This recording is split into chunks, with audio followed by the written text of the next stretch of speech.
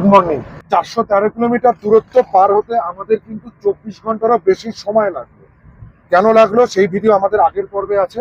যাক, আজকে আমরা সকালবেলায় 7টার সময় রোড ক্লিয়ারেন্স পেয়ে 7টা 5-এ যেখানে ছিলাম মানে মীরবাজার কুলগাম, এই মীরবাজার কুলগাম থেকে বেরিয়ে শ্রীনগরের উদ্দেশ্যে যাত্রা শুরু করলাম।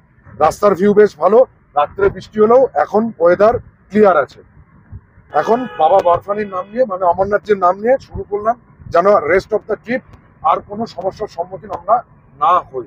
বৃষ্টি হওয়ার পরে গাছগুলো আরো সবুজ হয়ে গেছে, ঝাঁ চকচকে রাস্তা, আর আমাদের ভারতীয় সেনা সিআরপিএফ এর অতন্ত্র প্রহরা দেখো এই পাশ দিয়েও তাদের গাড়ি যাচ্ছে। হ্যালো জনগণ, তো কেমন আছো তোমরা? আমি অর্পণ, সাথে ক্যামেরায় বরুণ। ট্রাভেলার্স ডায়েরির আরো একটা নতুন ভিডিওয়ে তোমাদেরকে স্বাগত জানাই। আজকে এই পর্বে আমরা দেখে নেব যে আমরা এসে পৌঁছেছি শ্রীনগরে। শ্রীনগরে যেখানে আমরা স্টে করেছি কোথায় দেখো, the shelter group of house boat, এদেরই দ্য ফ্রস্টেলে আমরা স্টে করছি। মানে আমরা হাউস বোটে রয়েছি ঝিলাম নদীর উপরে। এই যে পিছনে যে হাউস বোটটা দেখতে পাচ্ছ, এই হাউস বোটে আমরা নাইট স্টে করছি। আর হাউস বোটটা ভেসে আছে হচ্ছে ঝিলাম নদীর উপরে। যে নদীটা দেখতে পাচ্ছ সেটা হচ্ছে ঝিলাম নদী। আর দেখো এইটা হচ্ছে কোথায় আছে, এইটা লালমান্ডি ফুট ব্রিজের কাছে রয়েছে। এক্সাক্ট লোকেশন যদি বলা হয়, লালমান্ডিতে যে মিউজিয়ামটা আছে, মিউজিয়াম তার পাশে হচ্ছে এই ফুট ব্রিজ দেখতে পাচ্ছ, যেটা পুরোপুরি লাল চকে চলে যাচ্ছে।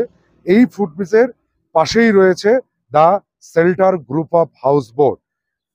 এটা হচ্ছে এর এন্ট্রান্স, এখান দিয়ে হোটেলে ঢুকতে হয়। আর গাড়ি পার্কিং এর কোনো প্রবলেম নেই। এই দেখো যে সামনে আমাদের জয় ভারত দাঁড়িয়ে আছে, খুব ভুগিয়েছে জয় ভারত, তোমরা আগের পর্বে দেখেছো। এটা হচ্ছে আমাদের গাড়ি এখানে পার্কিং লট, গাড়ি এখানে তোমরা এসে পার্ক করতে পারো। চলো এবার নাবি, নেবে রুমগুলোর একটা ছোট করে ট্যুর নিয়ে।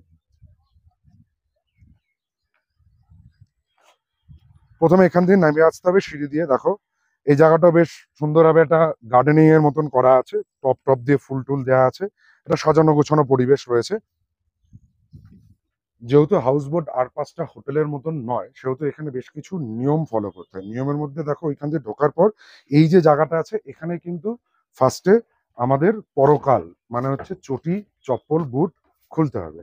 এখান দিয়ে জুতোটা খুলে ঢুকতে হবে ফার্স্টে। এটা হচ্ছে কিন্তু এই হাউস বোটের রিসেপশন এরিয়া।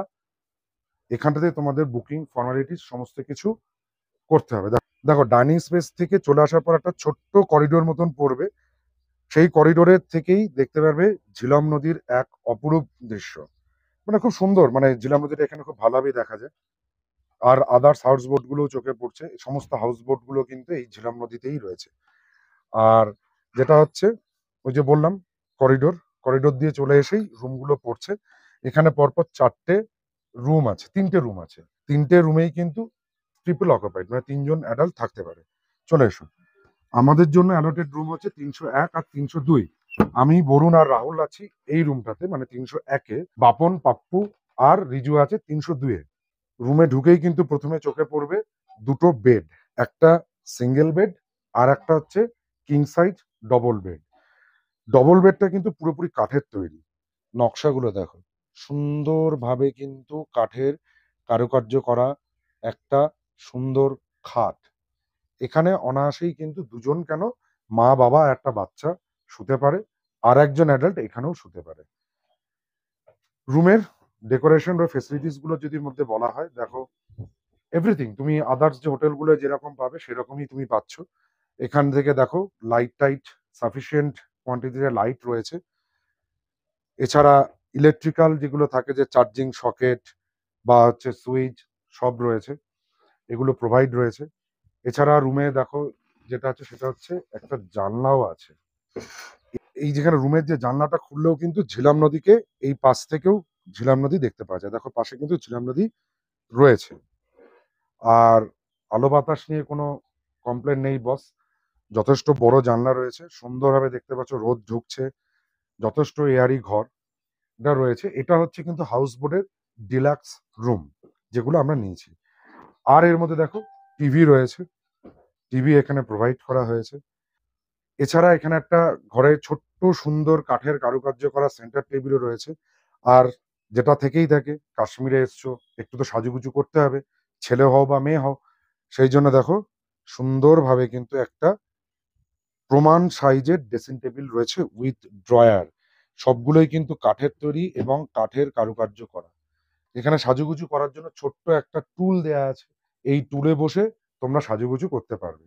এছাড়াও ঘরে চেয়ার রয়েছে। এই চেয়ারটাকে তোমরা ইচ্ছা করে টেনে নিয়ে গিয়ে ওই জানলার ধারে বসে একটু সময় তোমরা কাটাতে পারো ঝিলামকে দেখে দেখে। এছাড়া কিছু নয়। সমস্ত কিছুই রয়েছে। আর আরো যেটা দেখো, ঘরে পাখা রয়েছে। একটু টেম্পারেচার আছে দিনের বেলা, পাখা রয়েছে। আর ছাদের কারুকার্যটা দেখো। এটা মানে হাউস বোট না ফলস সিলিং। এছাড়া দেখো এখানে কিন্তু একটা রুমে কাবার্ডও প্রোভাইড করা হয়েছে, যেখানে তোমরা তোমাদের জামা কাপড়, ব্যাগপত্র এই সমস্ত কিছু রাখতে পারবে। আর এই কাবার্ডের ভেতরে কম্বল টম্বল দেওয়া আছে, যদি রাত্রে ঠান্ডা লাগে তাহলে সেক্ষেত্রে এগুলো তোমরা ইউজ করতে পারবে। চলো এবার টয়লেটটা দেখে নিই। অ্যাটাচ টয়লেট এখানে প্রোভাইড হয়েছে। টয়লেটে ঢুকেই প্রথমে পড়বে কিন্তু বাথটব। এছাড়া একটা ওয়েস্টার্ন স্টাইল টয়লেট প্রোভাইড করা রয়েছে। এখানে দেখো ফ্ল্যাশার কাজ করছে। জেট ফ্ল্যাশ এখানে নেই, বাট এখানে আছে। মানে জল খরচের জন্য অন্য সিস্টেম আছে, সে তলা থেকে পুরোটা চলে আসছে, এটা ছাড়লে এখান থেকে চলে আসে। আর এছাড়া দেখো এখানে একটা বেসিন রয়েছে, যেটা তোমরা ফ্রেশ ট্রেশ হতে পারবে। আর বেসিনের সামনেও কিন্তু আয়না রয়েছে। আয়নাতে দাঁড়িয়েও তোমরা কিন্তু মুখে নিজেকে দেখে, আয়নাতে দেখে নিজেকে ফ্রেশ হতে পারবে। আর শাওয়ার রয়েছে, ঠান্ডা জল, গরম জল, গিজারের ব্যবস্থা রয়েছে। দুটো কল প্রোভাইড হয়েছে, বালতি আর মাগ এখানে দেয়া রয়েছে। এছাড়াও বাথটবে হ্যান্ড শাওয়ার, ঠান্ডা জল আর গরম জলের ব্যবস্থাও রয়ে গেছে। জামা কাপড় রাখার জন্য এখানে হুকের ব্যবস্থা আছে, তোমরা এখানে জামা কাপড় রাখতে পারো। খুবই পরিষ্কার পরিচ্ছন্ন কিন্তু হাউস বোটের সমস্ত কিছু অ্যারেঞ্জমেন্টটা রয়েছে, কি বাথরুম পায়খানা হোক কি রুম হোক। হ্যাঁ, এইবার যেটা আসছে রেট। সবারই প্রথমে আসে রেট কত করে। আমরা দেখো যখন বুক করেছিলাম এটাতে, তখন আমাদের পড়েছিল 750 টাকা করে পার হেড। আমি এখানের যিনি অনার আছেন তার ফোন নাম্বার তোমাদের জন্য স্ক্রিনে দিয়ে দেবো। তার সঙ্গে ডিরেক্ট ফোন করবে, কারণ এই ট্যারিফটা কিন্তু সিজন ওয়াইজ ভ্যারি করে। ওনার সঙ্গে কথা বলে তোমরা তোমাদের চেক ইন আর চেক আউটের ডেটটা বলে ওনার সঙ্গে কথা বলে বুক করবে। ব্যাস, আর কি বলো। আসো, এনজয় করো, কাশ্মীরকে ঘোরো। হাউস বোটে না থাকলে কোনো একটা ক্ষেত্রে মনে হয়, হোটেলে তো আমরা থাকি, কিন্তু কাশ্মীরে আসলে যেটা আমরা ছোটবেলা থেকে পড়ে এসেছি হাউস বোট, হাউস বোটে না থাকলে আমার অন্তত ব্যক্তিগতভাবে মনে হয় যে কাশ্মীর ঘোরাটা কোনো একটা জায়গা হলো অসম্পূর্ণ থেকে যায়। এই পর্বে এইটুকুই।